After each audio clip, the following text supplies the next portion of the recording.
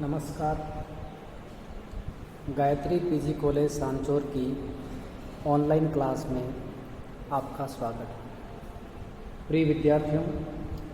आज हम class BA पाठ तृतीय इतिहास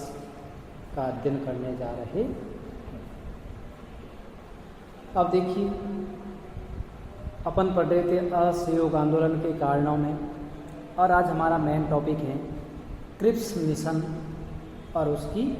असफलता के बारे में। तो देखिए, दिन प्रतिदिन भारतीयों का अंग्रेजों के प्रति रोष उत्पन्न हो रहा था, और उस रोष को समाप्त करने के लिए, भारतीयों को खुश करने के लिए ब्रिटिश सरकार द्वारा क्रिप्स मिशन को भारत भेजा गया था। सर स्टैफोर्ड क्रिप्स के नेतृत्व में यह मिशन भारत आया था, और उसी दौरान 1939 से 1945 ईस्वी के बीच द्वितीय विश्व युद्ध लड़ा गया था, और द्वितीय विश्व युद्ध में ब्रिटिश सरकार को भारतीयों के सहयोग की आवश्यकता थी, और इस कारण उस समय क्रिप्स मिशन को भी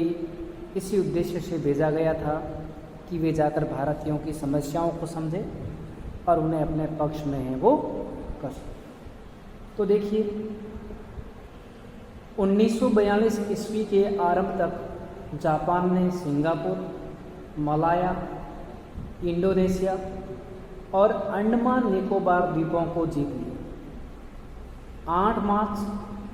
1942 ईस्वी को रंगून पर भी जापान का अधिकार हो गया, और जापान ने यह भी प्रचार करना आरंभ कर दिया कि वह भारत को अंग्रेजी नियंत्रण से मुक्त करवाने आ रहा है। तो जापान ने भी ये प्रचार करना शुरू कर दिया कि वह भारत को अंग्रेजी नियंत्रण से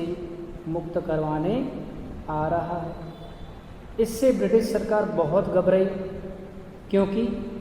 रंगून के पतन के बाद भारत का जापानी आक्रमण का संकट मंडराने लगा था, और 11 मार्च 1942 को ब्रिटिश प्रधानमंत्री चर्चिल ने घोषणा कर दी कि भारत के राजनीतिक गतिरोध मतभेदों को दूर करने के लिए सरकार ने एक योजना तैयार की है, और इस पर बातचीत करने के लिए सर स्टैफोर्ड क्रिप्स को भारत भेजा जाएगा। अर्थात उसी दौरान, द्वितीय विश्व युद्ध के दौरान, जापान ने यह प्रचार करना आरंभ कर दिया था कि वह भारत को अंग्रेजी नियंत्रण से मुक्त करवाने के लिए सेना भेज रहा है। तो इससे ब्रिटिश सरकार घबरा गई, और ब्रिटिश सरकार ने तुरंत आनन फानन में फैसला लेते हुए 11 मार्च 1942 ईस्वी को प्रधानमंत्री चर्चिल ने घोषणा कर दी थी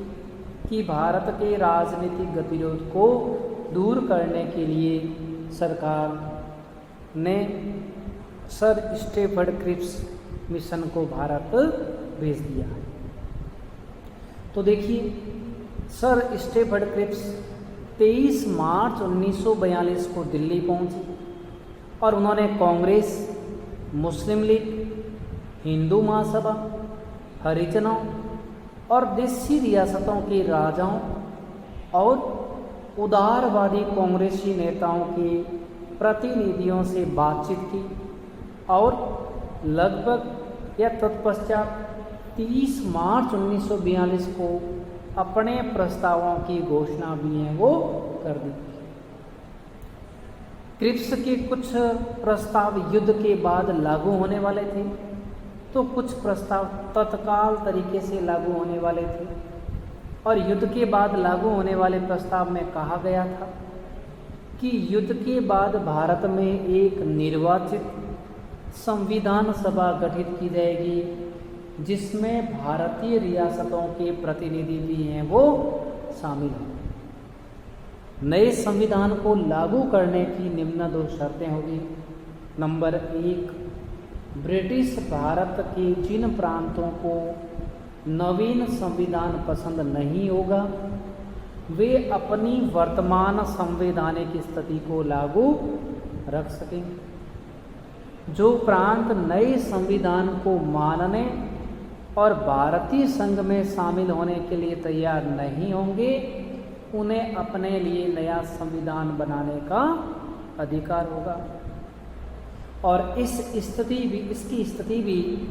भारतीय संघ की तरह है वो होगी। अर्थात स्टेफर्ड क्रिप्स ने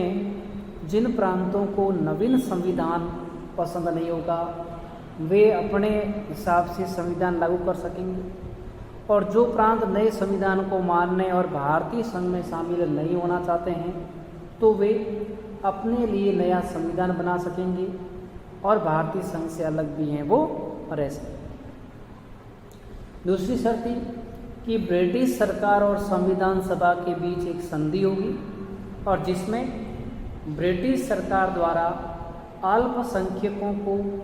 उनकी रक्षा के लिए दिए गए आश्वासनों का वर्णन होगा, और यदि कोई भारतीय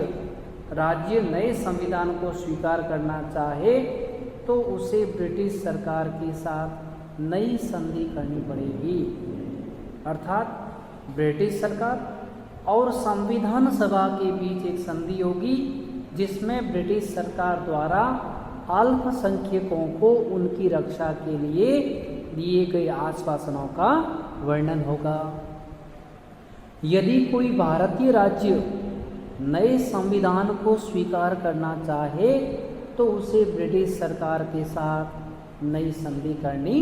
पड़ेगी। इस तरह संविधान सभा के निर्वाचन के संबंध में इस क्रिप्स मिशन में कहा गया था कि प्रांतीय विधान मंडलों के निचले सदन आनुपातिक प्रतिनिधित्व प्रणाली के अनुसार संविधान सभा के सदस्यों का चुनाव करेंगे और संविधान सभा के सदस्यों की संख्या चुनने वाली विधानसभाओं की कुल सदस्य संख्या का 10वां भाग। और युद्ध के दौरान ही लागू किए जाने वाले प्रस्ताव में भी कहा गया था कि संविधान के बनने तक भारत की रक्षा का उत्तरदायित्व ब्रिटिश सरकार पर है वो होगा, किंतु भारतीय जनता के सहयोग के बिना जन धन की पूरी सहायता उपलब्ध नहीं हो सकेगी। अतः भारतीय नेताओं को अपना रचनात्मक सहयोग देने के लिए आमंत्रित भी किया गया था। ये भी इस स्टेफर्ड क्रिप्स मिशन की शर्त थी। इस पर डॉक्टर सीतारमैया ने लिखा था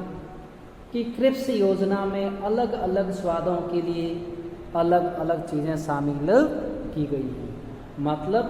क्रिप्स मिशन कहने को तो भारतीयों का गतिरोध दूर करने के लिए आया था, लेकिन इसकी जो शर्तें थी उन शर्तों के आधार पर हम ये समझ सकते हैं कि यह केवल और केवल अंग्रेजों का वर्चस्व बढ़ाने, भारतीयों को मात्र एक सांत्वना देने के लिए आए थे। बाकी कोई इसमें भारतीयों के हित की बात है वो दिखाई नहीं दी गई थी। और सभी को प्रसन्न करने के प्रयत्नों में ये योजना किसी को भी प्रसन्न नहीं कर सकी। अर्थात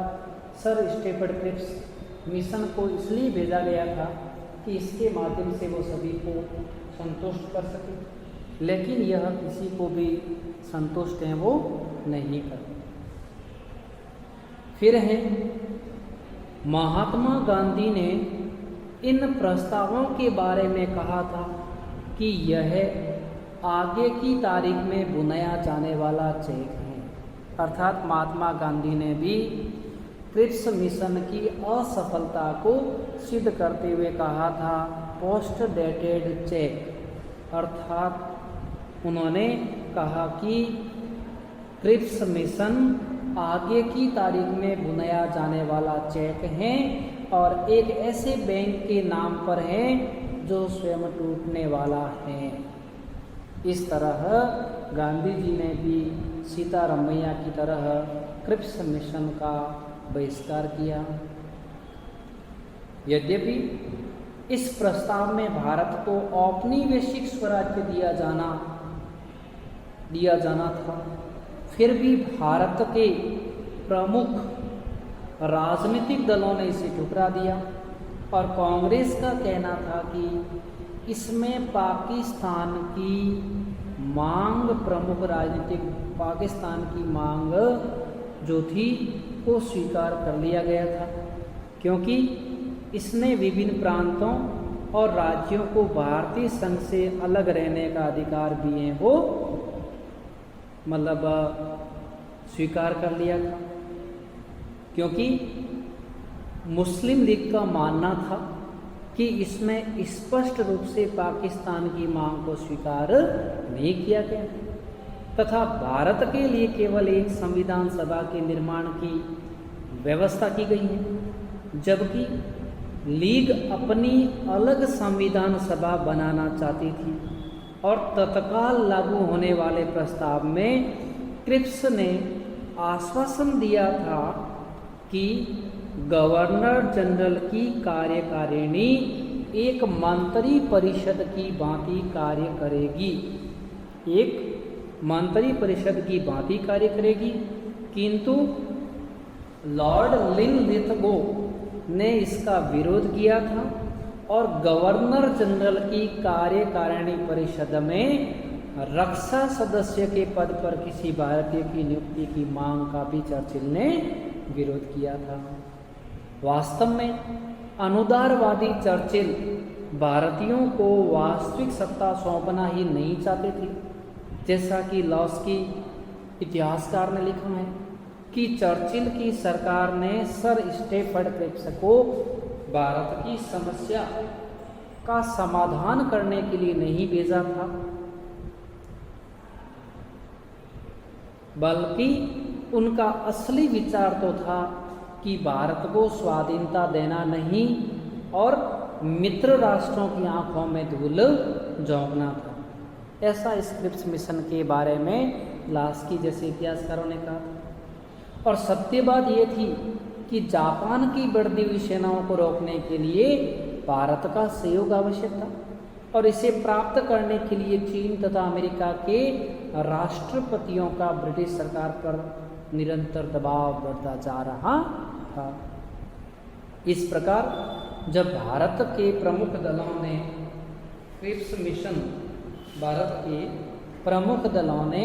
क्रिप्स प्रस्ताव को मानने से इनकार कर दिया और क्रिप्स द्वारा किए गए आश्वासनों को ब्रिटिश सरकार ने समर्थन नहीं दिया, तो क्रिप्स मिशन पूर्णतया क्या हो गया, असफल हो गया। और स्टीफन क्रिप्स ने भी 11 अप्रैल 1942 को अपने सुझावों को वापस ले लिया तथा अपनी असफलता का सारा दोष कांग्रेस पर डालते हुए कहा था कि यदि कांग्रेस की मांग स्वीकार कर ली जाए तो उसका अर्थ मुस्लिम जनता और अछूतों पर हिंदुओं के प्रभुत्व की स्थापना करना होगा। क्रिप्स योजना से चर्चिल को इतना लाभ अवश्य हुआ था कि उसे अमेरिकी राष्ट्रपति रूजवेल्ट तथा चीन के राष्ट्रपति चांग काई शेक के दबाव से मुक्ति मिल गई, क्योंकि दोनों ने चर्चिल पर दबाव डाला था कि वह भारतीयों से कुछ समझौता करे ताकि युद्ध में उनका जापान के खिलाफ सहयोग प्राप्त हो सके। और इसके अलावा उसे कांग्रेस की निंदा करने का भी काफ़ी मसाला है वो मिल गया। अर्थात जो क्रिप्स मिशन है, ये क्रिप्स मिशन ब्रिटिश सरकार ने केवल एक झुनझुने के रूप में भारत भेजा था और इसका उद्देश्य भारत की स्वाधीनता देना नहीं था, अपितु जापान की बढ़ती शक्ति जो द्वितीय विश्व युद्ध में हो रही थी उसके लिए जो अमेरिका जैसे राष्ट्रों का दबाव था, उस दबाव से मुक्त होने के लिए उन्होंने एकमात्र फॉर्मेलिटी के रूप में भेजा था। अब जब क्रिप्स मिशन की असफलता के बाद भारतीयों के समक्ष स्वतंत्रता प्राप्ति के लिए आंदोलन करने के अतिरिक्त कोई विकल्प नहीं बचा। इसलिए कांग्रेस को विवश होकर भारत छोड़ो आंदोलन चलाना पड़ा था। किंतु केवल क्रिप्स मिशन की असफलता ही इस आंदोलन का मूल कारण नहीं था। उस समय की परिस्थितियों को देखते हुए इस आंदोलन के कई कारण हैं वो बताए गए थे। जैसे नंबर 1, क्रिप्स मिशन की असफलता। तो भारत छोड़ो आंदोलन इसलिए शुरू करना पड़ा कि जो ब्रिटिश सरकार ने भारतीयों के गतिरोध को दूर करने के लिए जो क्रिप्स मिशन भारत भेजा था, उससे भी भारतीयों को संतुष्टि नहीं प्राप्त करवा सका था। अब उनके पास एक बड़ा आंदोलन करने के सिवाय कोई चारा है वो नहीं। दूसरा है जापान को अप्रसन्न करने की बात, अर्थात भारत पर जापान के आक्रमण का भय दिन प्रतिदिन बढ़ता जा रहा था। यद्यपि भारतीयों की दृष्टि में जापान भी इंग्लैंड से कम साम्राज्यवादी नहीं था, परंतु अंग्रेज उनके खिलाफ थे और अंग्रेजों का साथ देने से जापान नाराज हो सकता था। अतः जापान को नाराज न करने की भावना का भी है वो इस आंदोलन, भारत छोड़ो आंदोलन के माध्यम से विकास करना चाहते थे। बर्मा के शरणार्थियों की करुण कहानी, अर्थात बर्मा पर जापान के आक्रमण के तत्काल बाद वहाँ से आने वाले भारतीय शरणार्थियों ने अपनी जो दुख भरी कहानियाँ सुनाई थी, उससे सारे देश में रोष की लहर फैल गई। भारतीय शरणार्थियों के साथ ऐसा अपमानजनक व्यवहार किया गया जैसे वे किसी घटिया जाति से संबंधित हो, और इससे भारतीयों को विश्वास हो गया कि ब्रिटिश सरकार भारतीयों के हितों की रक्षा करने में समर्थ नहीं है और न ही उसे किसी प्रकार की कोई चिंता है। अगला जो कारण था वो पूरी बंगाल में आतंक का वातावरण बन गया था। अर्थात अंग्रेजों को लगा कि जब जापान भारत पर आक्रमण करने ही वाला है, अतः उसे पूरी बंगाल में ही रोकने का निश्चय किया गया और सामरिक दृष्टि से महत्वपूर्ण बहुत सी भूमि पर अधिकार कर दिया गया और इसके अलावा हजारों की संख्या में स्थानीय नावों को नष्ट कर दिया गया ताकि जापानी उनका लाभ न उठा सके, परंतु इससे हजारों परिवारों की रोटी मारी गई और वे भूखे मरने लगे और सरकार की इन नीतियों से लोगों में सरकार के प्रति है वो घृणा उत्पन्न हो गई। अगला है कीमतों में वृद्धि, अर्थात इस समय युद्ध के कारण बहुत सी आवश्यक वस्तुएं उपलब्ध नहीं हो रही थी और उनकी कीमतों में असाधारण वृद्धि हो रही थी। इससे भारतीय हैं वो पीड़ित महसूस कर रहे थे। लोगों का सरकार के कागजी नोटों से विश्वास उठ गया था और बढ़ती में हुई महंगाई से मध्यम वर्ग में सरकार के प्रति अविश्वास की भावना अधिक प्रबल हो रही थी। छठा है अंग्रेजों की सैनिक क्षमता में अविश्वास। तो देखिए, कुछ वर्षों पहले तक तो लोग अंग्रेजों को अपराजित और अजय मानते थे, परंतु द्वितीय विश्व युद्ध के प्रारंभिक वर्षों में जापान के हाथों उनकी निरंतर पराजय सिंगापुर, मलाया, बर्मा आदि पर जापान के अधिकार से लोगों को अंग्रेजों की सैनिक क्षमता में अविश्वास उत्पन्न हो गया और स्वयं गांधी जी को यह लगने लगा था कि अंग्रेज भारत की रक्षा करने में असमर्थ है और उनका यह भी विश्वास था कि यदि अंग्रेज भारत में बने रहे तो जापान भारत पर अवश्य आक्रमण करेगा, परंतु यदि अंग्रेज भारत को भारतीयों के हाथ में सौंप कर चले जाए तो शायद जापान भारत पर आक्रमण नहीं करेगा और भारत युद्ध के विनाश से है वो बच जाएगा। इसलिए गांधी जी ने अंग्रेजों को भारत से निकाल जाने को कहा और उन्होंने 5 जुलाई 1942 को हरिजन समाचार पत्र में लिखा था कि अंग्रेजों भारत को जापान के लिए मत छोड़ो, बल्कि भारत को भारतीयों के लिए व्यवस्थित रूप में वो छोड़ करके वो जाओ। और इसी दरमियान भारत में महात्मा गांधी के नेतृत्व में एक बड़ा आंदोलन शुरू हुआ था जिसका नाम है भारत छोड़ो आंदोलन। धन्यवाद।